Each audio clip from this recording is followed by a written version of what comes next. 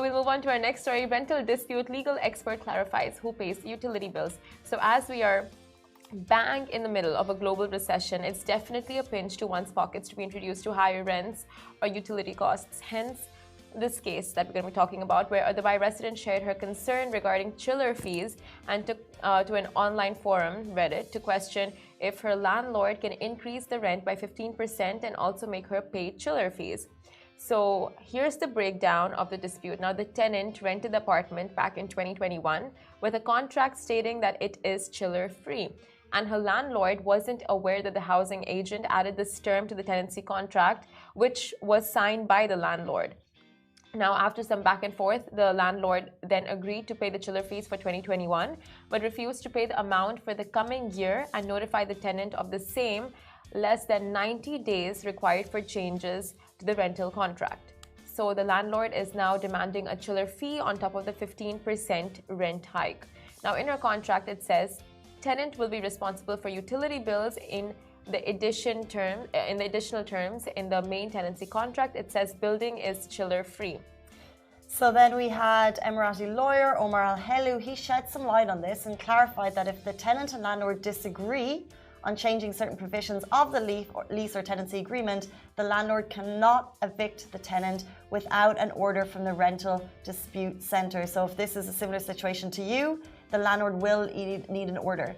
So Omar Al Helu, who's partner at Hadaf and Partners, he shared legal advice on this specific situation. He said, in Dubai, the general practice in the market obliges the tenant to pay the utility bills, but in some cases, tenancy contracts, the landlords bear the cost of such bills. The landlord cannot change this upon renewing the tenancy contract unless he or she notifies the tenancy within 90 days before the expiration of the tenancy agreement. If the landlord does not do so, such provisions cannot be changed and he or she will continue to pay such bills. So in the above two scenarios, if the tenant and landlord disagree on changing certain provisions on the lease or tenancy agreement, the landlord cannot evict the tenant without an order from the rental disputes centre.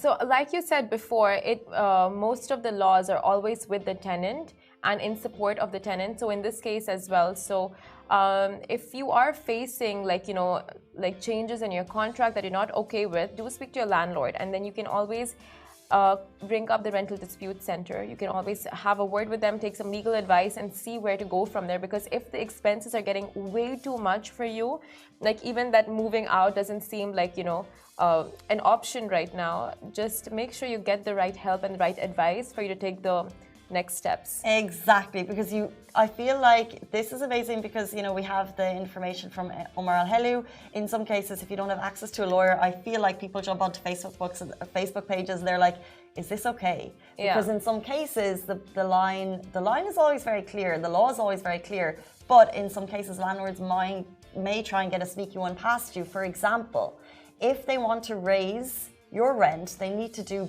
3 months before it's time for the rent to be raised. Now, if they do it after that point, they're not allowed to. But it's always worth checking to make sure that, especially as tenants, the law is on our side in so many cases. So if you're ever unsure, just check it.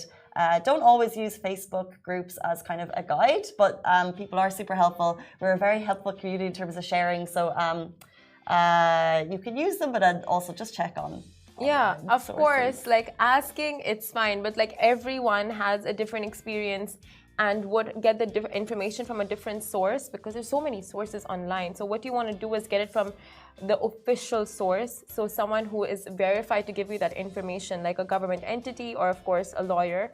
So speak and get your information and then take the next steps. Guys, we're going to move on to our next story. And I said it's like